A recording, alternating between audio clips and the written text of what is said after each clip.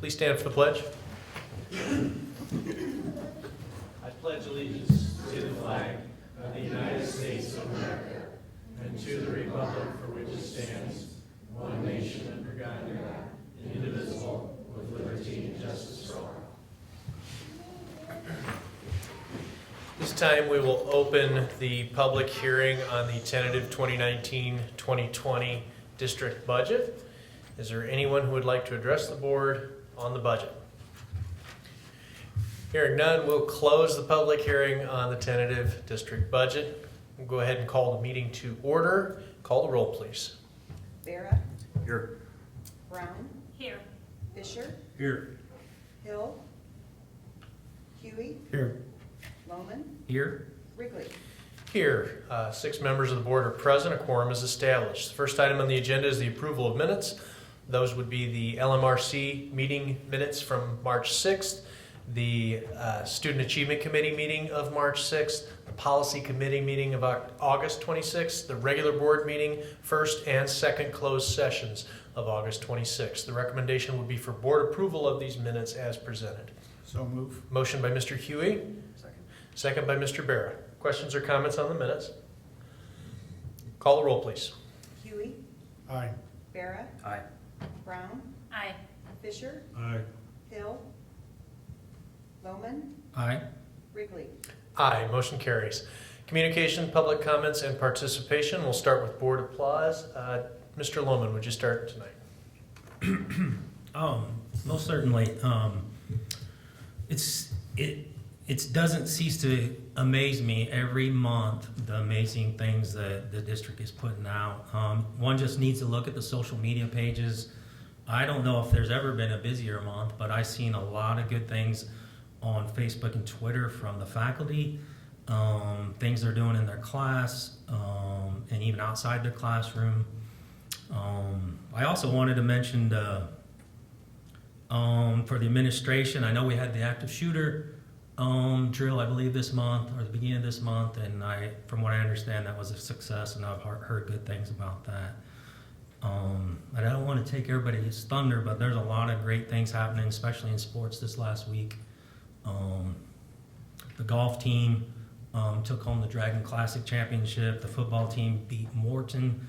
The volleyball team won both their conference matches.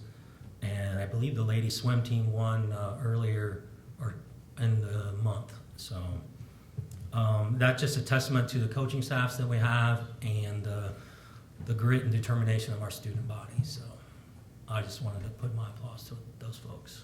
Well, thank you, Mr. Lohman. You successfully stole 3 board applauses that I picked out there. But no, absolutely, your comments are absolutely true. Mr. Huey. Okay, mine is impromptu. We sat down tonight and we were all presented with a copy of this year's yearbook. And as I already said to Mrs. Smith, who is the yearbook instructor, visually, without even having gone through it in detail, visually, it's fantastic. It's dynamic, visually attractive and compelling, and I'm anxious to see the rest of it. But I also know how much work it takes to produce something like this. People would be amazed at the effort that is required to produce a book that looks this good under Mrs. Smith's supervision. Very good. Mr. Barra. Mr. Lohman co-opted some of mine, so some of it's sitting in front of us, so I'll let them speak for themselves when the time comes. Very good. Mr. Fisher. I agree with Ms. Board Member Barrett. Board Member Loman kind of took what I was going to put out there, and then again, my accolades go for everybody as what was explained in his applause. So. Okay, very good. Mrs. Brown. Piggyback what Mr. Lohman said, social media, I think, has really, in the last several years of me following it, this year has really seemed top-notch on being able to see what's going on in the classroom as well as the athletics. And I really think that's important for the school and for the community. That communication is great. Okay, very good. JROTC Honor Guard.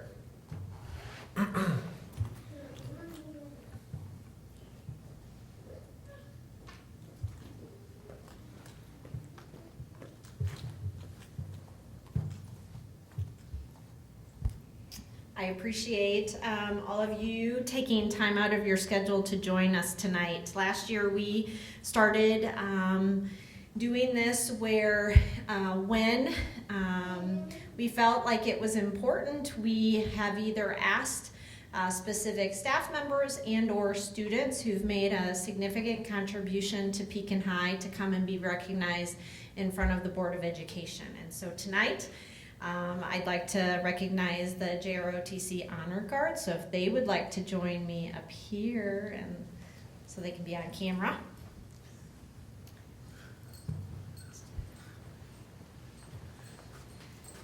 Our goal as educators is not only to impart knowledge, but just as importantly, mold the future generation into responsible and upstanding citizens. To this end, our JROTC program, although military in nature, focuses efforts on creating strong, upstanding individuals who are community serving and selfless leaders. The Pekin JROTC Honor Guard is a unit made up of very special individuals that you see before you tonight. They are part of the larger program, but have qualified for this unit because they are highly motivated, maintain exceptionally high standards of appearance, and their conduct is exceptional. They have also participated in the drill team prior to earning their position in this unit. This unit represents Pekin High as they are asked to regularly perform the prisoner of war and missing in action ceremony at various events, most recently for those traveling to Washington, D.C. on the Peoria Honor Flight.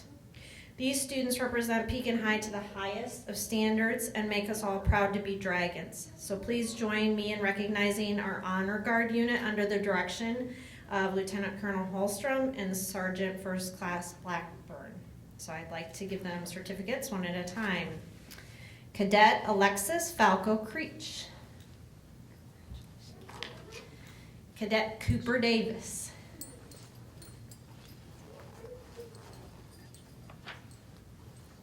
Cadet Melina Hall. Cadet Hunter Lutz. Cadet Jacob Plant. Cadet Tyler Revel.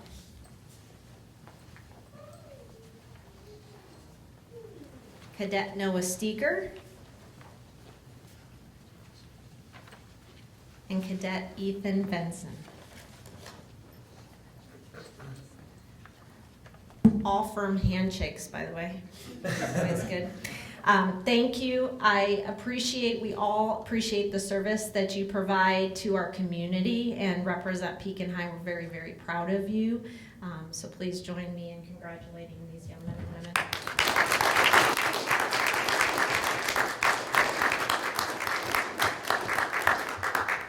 You are more than welcome to stay for the board meeting, and you are also more than welcome to escape.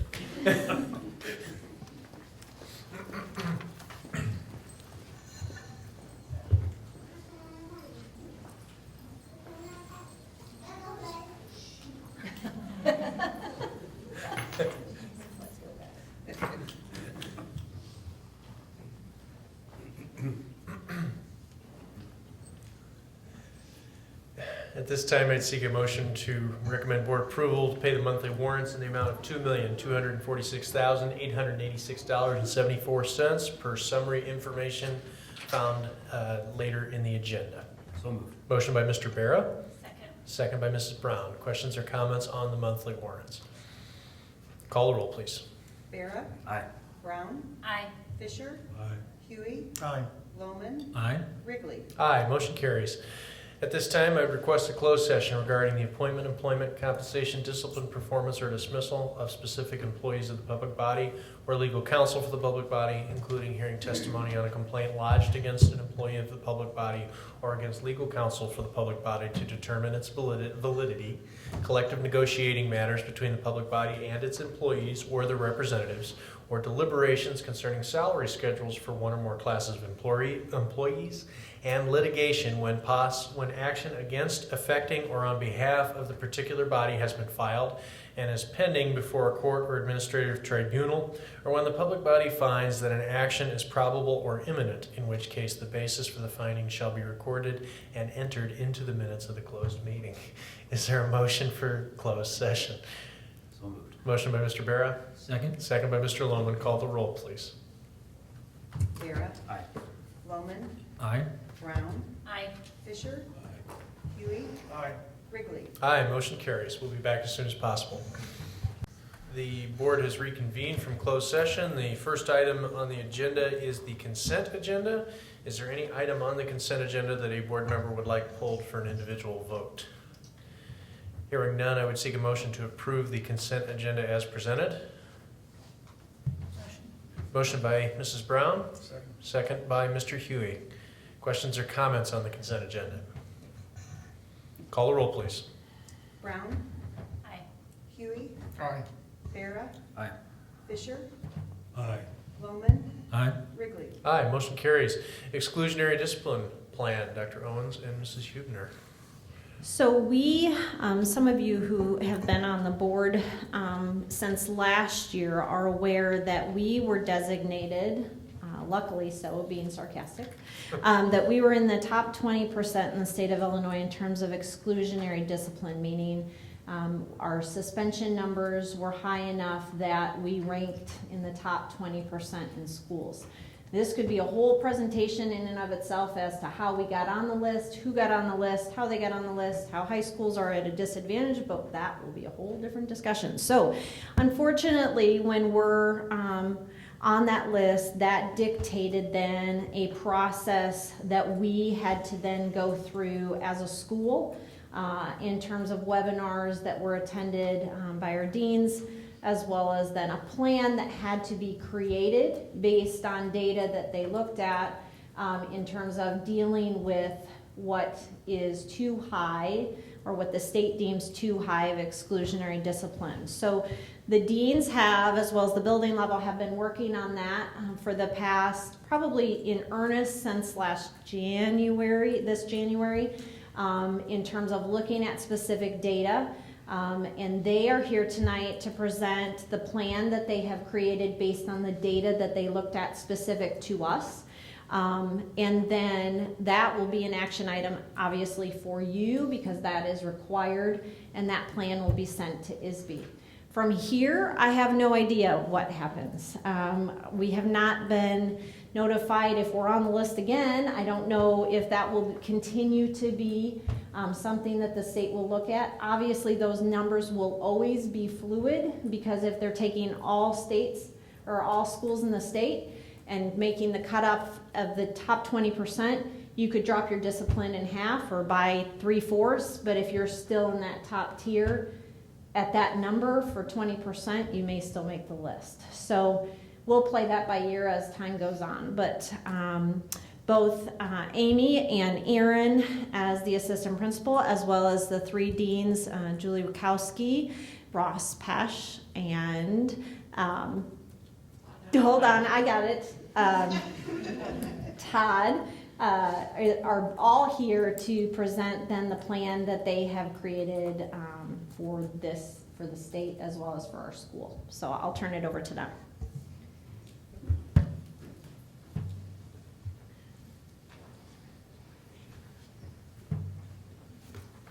Good evening. I'm Ross Pesch, Dean of Students for H through O for the alphabet.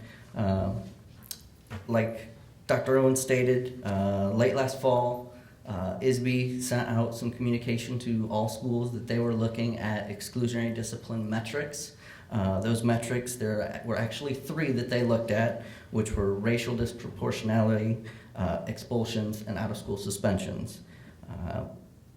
PCHS was noted as being in the top 20%. Yeah, there we go. Top 20% for out-of-school suspensions. With that, they asked us, the state board asked us to look at school year 15-16, 16-17, and 17-18 for our out-of-school suspensions. Now, I know everybody wants to know what makes you eligible for this. So to be eligible for suspension rate, a school has to have 10 or more out-of-school suspensions for a given school year, and that makes your district or your school eligible for that metric. Here at PCHS, our total number of offenses that resulted in out-of-school suspensions per the state formula made us eligible for the suspension metric. Again, we looked at, and you can see we had quite a large number of suspensions for 15-16. They trended down in 16-17 and stayed very similar in 17-18. With that being said, as you take a look at our numbers, one of the things that we looked at was our student population. So as you can see, in year 15-16, we had 367 students that were suspended at least one time, and many of those students had multiple offenses that caused them to be suspended for a second or third time. That's where you get the discrepancy in the numbers as far as 367 total students suspended and the 1,028 suspensions. So just as a comparison, as you take a look, in 15-16 we had 367 students, then it went down to 222, down to 218, and then just this afternoon I took a look and we had 480 suspensions last school year for about 208 students. So the numbers are trending down. What's caused this suspension decrease? Senate Bill 100 went into effect in the 2016-17 school year. With that being said, it caused every school district to reevaluate their exclusionary discipline or their out-of-school suspensions, and it caused suspensions to drop. There are still suspendable offenses, but they have to meet their criteria of it being a threat or disruption or both to the learning environment. So we can no longer suspend for things such as tardies and cell phones, as those are not a threat or a disruption to the learning environment.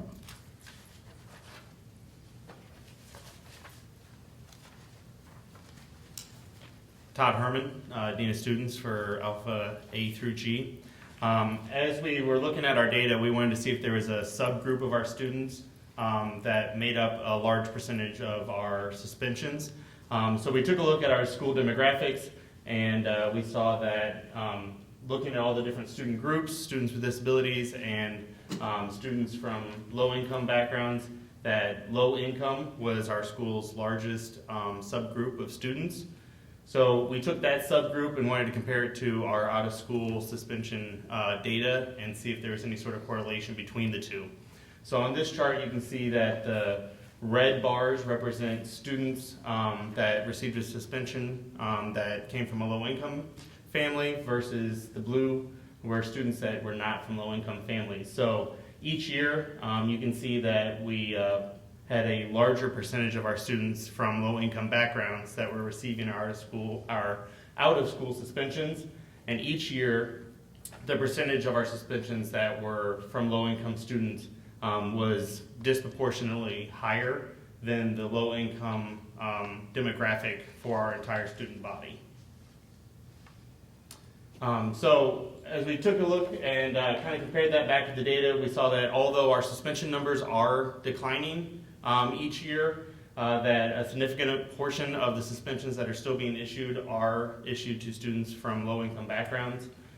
So we set a couple goals to try to work on as we move forward. One is that we continue the suspension numbers going down. We want to have that decreasing, and then that we look at what type of interventions we can put in place to help reduce repeat out-of-school suspensions for all of our students, and especially students from the low-income background. And I'm Julie Bukowski, the Dean for Students P through Z. So when we took a look at what we already had in place for our students, because obviously the goal overall is to reduce behavior that would lead to a suspension. So we want to make sure we're supporting them in all areas. We took a look at our academic interventions, which we have very well established. we kind of do it in tiers. So the first tier is stuff that would apply to all of our students, okay, such as instructional strategies, presentations from administration and deans that all students attend, curriculum alignment, things like that, that all students benefit from. Tier 2 is more of an identified group of students, like a math lab or a math lab or writing lab, homework overtime students who are grouped, a group of students who need a little bit extra help. Okay, and then we have tier, the highest tier, which is more individualized per student, like behavior plans and such. We also have a lot of interventions in place for attendance and behavior. For example, tier 3, everyone is expected to know and follow the handbook rules. We have an advisory, weekly check-in, check-out, check-in connect process. Tier 2, we have counseling groups, we have small group interventions, and then again, those tier 1, those individual daily checks with certain students, such as that. Okay, so we started some new things because we're doing pretty well in those areas. Last year, as an entire school, our professional development involved a lot of training in how the processes in the building work. So every faculty member, was aware of how a student experienced all the different offices in the school, all the different processes that we have. We also brought in training for trauma-informed practices for schools. All faculty were trained in ACEs, which is adverse childhood experiences, and how those could impact the classroom and behavior. Our outreach committee expanded disbursements to students from low-income families. We do a disbursement between all major breaks, like Thanksgiving, Christmas, spring break, summer. And then we added a TASWED counselor, who comes in as a counselor, a therapist who does individual sessions with students here at school. She's here 3 days a week, and that provided an opportunity for a lot of our students to get services when they were having trouble accessing that outside of school. This year, now we have in-school intervention, which is an alternative or a step before out-of-school suspension. And we also have academic support and the potential for behavior intervention and in-school intervention. And then we increased the TASWED counselor to 4 days a week this year.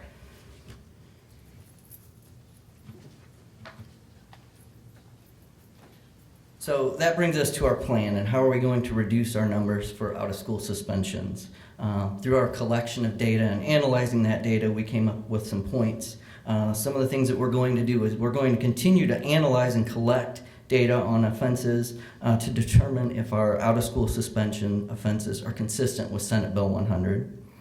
We're implementing our in-school intervention prior to an out-of-school suspension when applicable or appropriate. We're going to focus on our supports and intervention that address the needs of all students.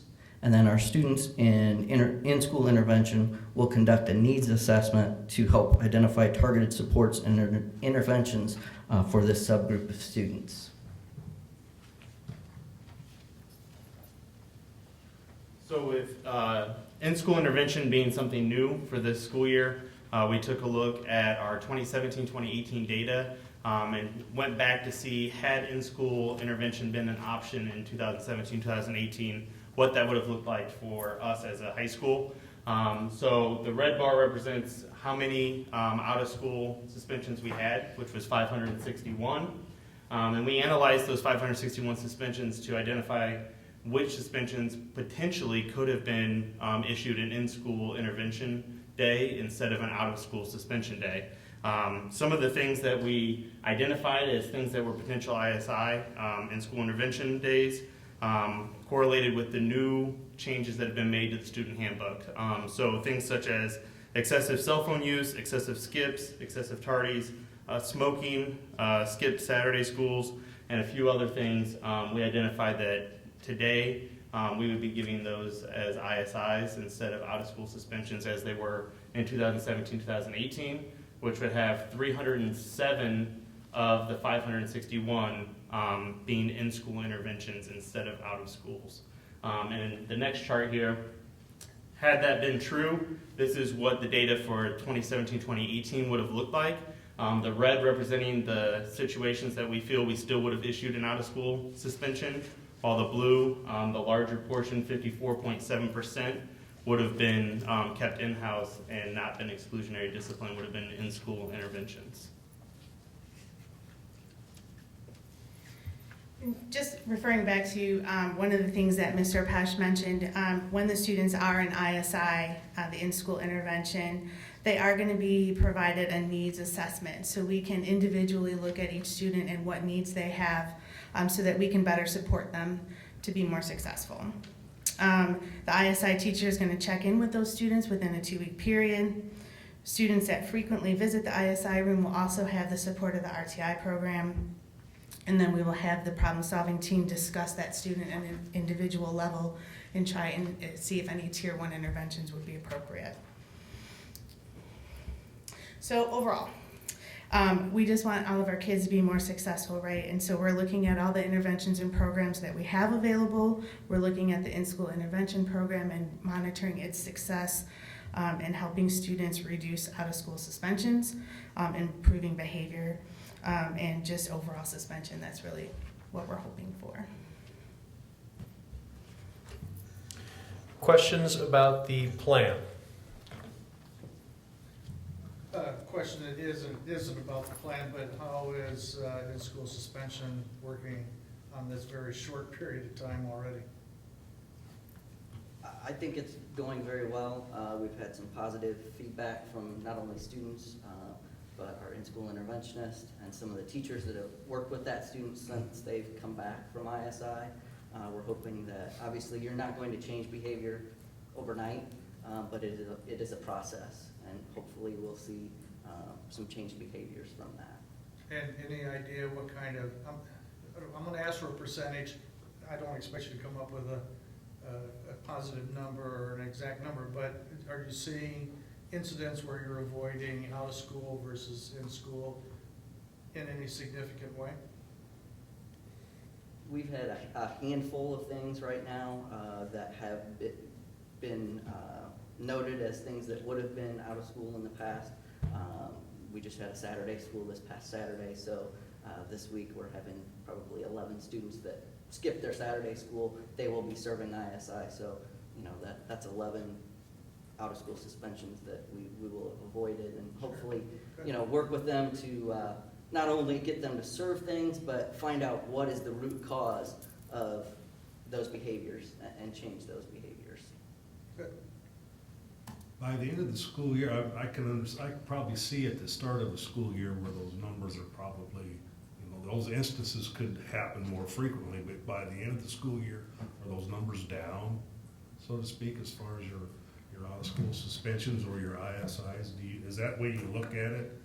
Or is that one way to look at it as far as towards the end of the school year? That is one way to look at it, but each year is different. Really? Each set of students that comes in with their own set of problems, and things that you might see from year to year, whether it be cell phones or tardies, those things might change.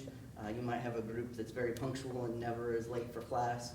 You might have a group of incoming freshmen that they just live on their cell phones and they can't live without them, and they're constantly on them. So it's fluid. Our numbers change every year to year as what we see offense-wise. The Senate Bill 100, has it been a positive or negative as far as what the schools are, or what they're wanting the schools to follow? It's a positive because it's not just black and white. We are looking at everything at a case-by-case basis. It's more about getting to know those students, what's causing the problems, how can we help them to change their behavior, where before Senate Bill 100 came in effect, it was just, this is what you did, here's your discipline, you're suspended. Now we're working with families, we're working with counselors, we're working to change that whole child and that behavior. It's more intervention, basically. Yes, very much so. Well, thank you for the in-depth presentation and the analysis of data. Going forward, just as a continuous improvement type item, and this is going to be a very difficult thing to do, I'm sure. We've identified, or you have identified, that many of the students are low-income students that are needing intervention. But what interventions can we determine or come up with that are specifically addressing the needs of low-income students? We have to be careful because we need to address the whole problem, right? But I would encourage you to maybe consider what interventions going forward can address specific to low-income students. I don't know what that would be, or even if that's a possibility, but that's a key leader of data. Absolutely. That's one of the things we are working on, is taking that needs assessment and connecting resources that we have available and identifying if there's other things we need to put into place so we can tailor those needs. Excellent. Absolutely. Awesome. Good. Further questions or comments? I got one. As far as the demographics of the students coming in, is there a way, or have you seen like kids coming from different grade schools within the district? Do some of them districts have a little bit of a deficiency in maybe teaching discipline in their schools before they come in here? Is it something that could be looked at maybe and get back with those schools if it's identified that way? I think each school is different, and we work with the administrators in our feeder schools. We're in contact with them. I know Mrs. Huebner meets with them quite often, and they let us know what, obviously their expectations are different than ours, and so we work very well together, and we'll continue to do that. And obviously that's something that when you have 8 feeder schools coming in this large of a district, you have to be You could look at proactive. the metrics of where some of the issues are and target maybe if that be the case. Right. And I think that's one thing that we are trying to do, and we do have a much better relationship with our schools from 108 and some of our other feeder schools. And we'll continue to grow those relationships and work with them. Excellent. Okay, thank you very much. At this time, I would seek board approval of the school's exclusionary discipline plan as presented. So moved. Motion by Mr. Fisher. Second. Second by Mr. Huey. Call the roll, please. Fisher, Yes. Huey, Aye. Bera, Aye. Brown, Aye. Loman, Aye. Wrigley. Aye, motion carries. I do want to just take a second to commend, the building level as well as the deans for the work on this. I think I obviously was sarcastic at the beginning. I do think that Senate Bill 100 has been good for us and forced us to take a hard look at what we do and why, which I think is always a good thing, to reflect on what you're doing. I will say over the years, that not only Senate Bill 100 has been put in place, but as well as kind of working through this and the approach with ISI coming into the building, that there is more and more time being taken in terms of how to deal with the behaviors that they see versus just kicking a kid out of school. And I know that that's just a statement, but that's a lot of time. And I think people think that the dean's office is very black and white. You do this, you get this. If you do this, you get that. And it really is not like that. Every incident that they face takes a lot of time. Sometimes the background of the student comes into play. So there's a lot of time being taken trying to intervene with students, and sometimes we're successful and sometimes we're not. And the recidivism rate is high, but we're going to keep plugging away. So I just want to commend everybody for the work that they've done. You can see, obviously, in the data, the impact that it has had. And the school is still safe, and the walls are still up, and no one's running around. And so they do have to walk a fine line with deciding, who stays and what constitutes not being able to be in school right now, and who does that benefit while still supporting the staff. And it's a hard, thankless job every day. So I just want to commend them for the work that they've done. And hopefully with this, we don't have to do this part again, but in terms of the work that they've done, it's definitely warranted. So thank you. Thank you. Item 6.4, renewal of the district's contract with Humana for Medicare Employer Plan. Mrs. Schaefer. For several years, the district has offered a supplemental Medicare Advantage plan for our retirees who are over 65. And so it's a calendar year plan, and so we're due to renew that for calendar year 2020. The plan has substantially stayed the same. The district picks up 51% of the premium, and the retiree pays 49% of the premium. It has to stay that way in order for the plan to stay a fully insured product with the benefits that it currently has. So we would recommend that that be the same. The rate this year is $293.63 per member.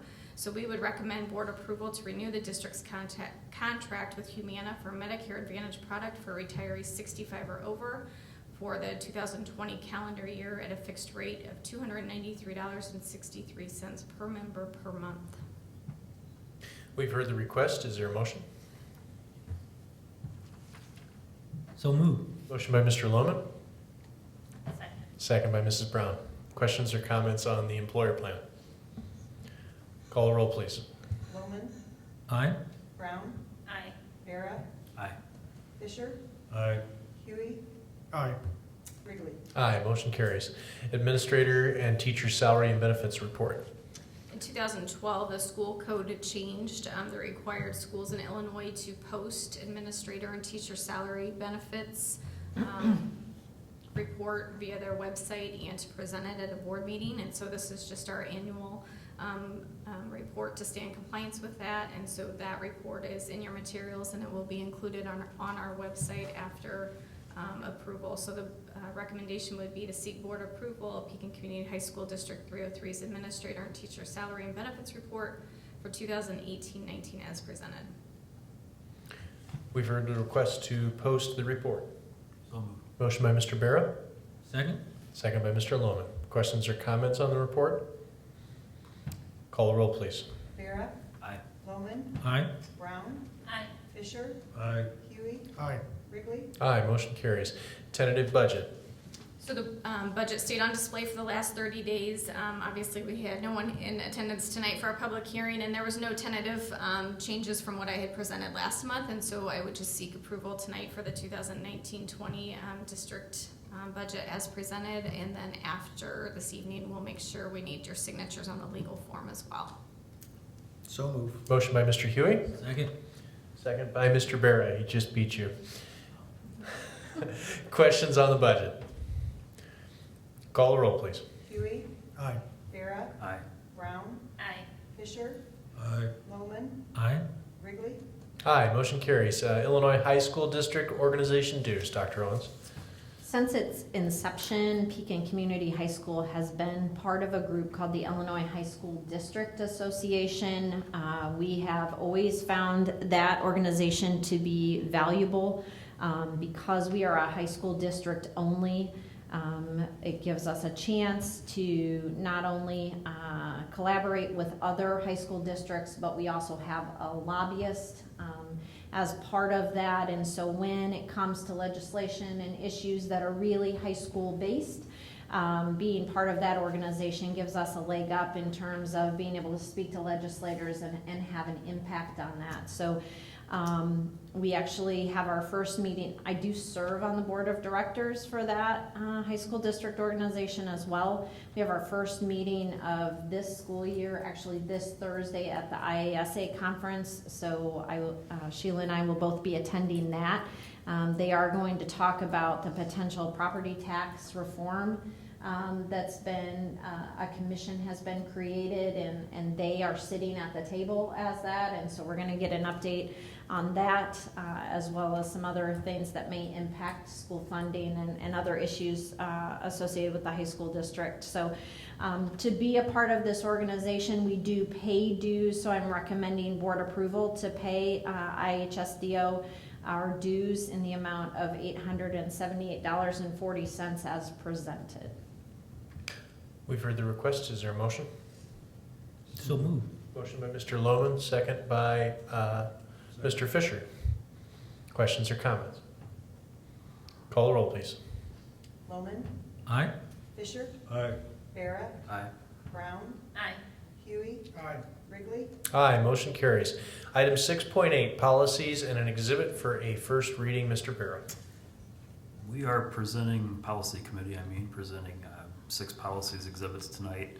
Those being 2-110, 2-140, 5-180, 6-340, the exhibit 3-330E, and 5-215. The motion comes from committee. It requires no second. As a reminder, this is underneath the new practice where we are giving policies one reading unless specifically asked for a second reading of the policy. And so the recommendation would be for board adoption of these policies and the exhibit as presented. Questions or comments on these policies? Call the roll, please. Bera. Aye. Brown. Aye. Fisher. Aye. Huey. Aye. Loman. Aye. Wrigley. Aye, motion carries. Policies are adopted. Resignations and a policy committee report, Mr. Barra. We had one resignation. Brandy Seimer, did I say that right? The teacher's aide for the special education department, effective September 2nd of this year, and policy committee did not meet tonight. Okay, very good. Operations and maintenance committee did not meet this evening. Do we anticipate a meeting of that group in the near future? I would assume yes. Okay, very good. We'll keep you posted. Sorry to put you on the spot.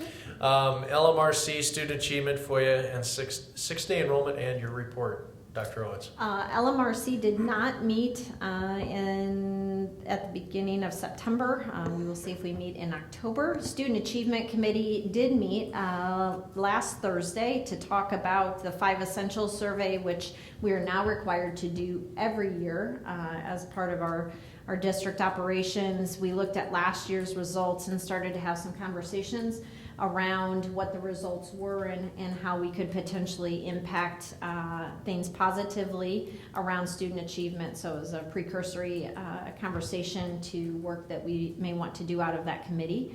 I did have one FOIA request. It's our typical quarterly request from Smart Procure that's asking for our POs, so that has been sent. Our 6-day enrollment, you can see, I think I referenced this at last month's meeting, but on page 233, you can see the 6-day count.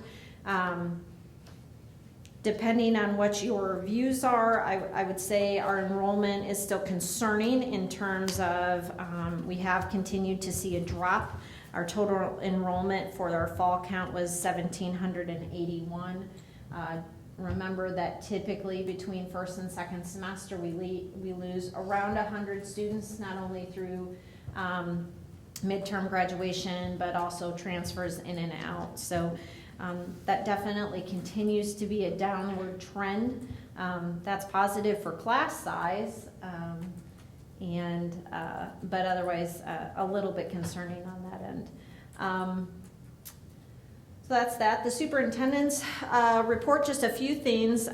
We will be going to the IASA conference, which is this week, Wednesday and Thursday. We're excited about that. We did have a tailgating event, as you're aware, last Friday before the home football game. We had about 130 people attend. We almost ran out of food. It seems to be a trend this year that we're going to be short on food. So which is a great problem to have, but it was a great event. You couldn't ask for better weather. It was absolutely perfect. Would have only been more perfect had we won the game, but we won this week, so that's good. And then just a reminder, I know that under the announcements, there's festivities for homecoming. Remember that at these festivities, we will be recognizing our distinguished alumni. It's the first time that we've put this board policy into place. We're pretty excited. I'm pretty excited about it. I don't know if anybody else is, but we have 2 distinguished alumni coming back, one from Alaska and one from Texas. They're going to come both in. One will be here and meet with our marching band on Thursday. They'll both be here Friday for the pep assembly. They are going to ride in the homecoming parade, and then they will be recognized by Ryan and I before the start of the varsity football game.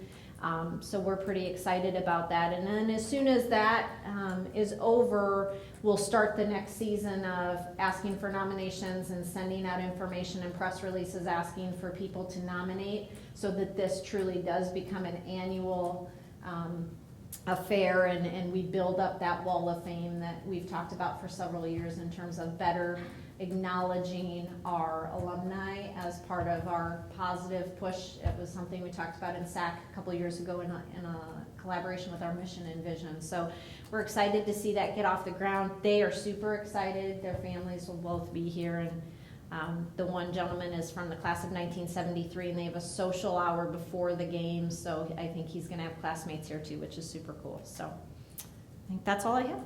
Very good. Future agenda items. Is there any item that a board member would like placed on a future agenda? Hearing none, we'll proceed to announcements. Central Illinois Valley Division Fall Dinner Meeting is Wednesday, October 2nd at the Caterpillar Visitors Center. Registration begins at 5:30, dinner's at 6. Let Trudy know if you will be attending. As prefaced, the festivities for homecoming is Spirit Week, starting next week on Monday the 30th. Powder Puff games are Thursday night from 6 to 7 in the stadium.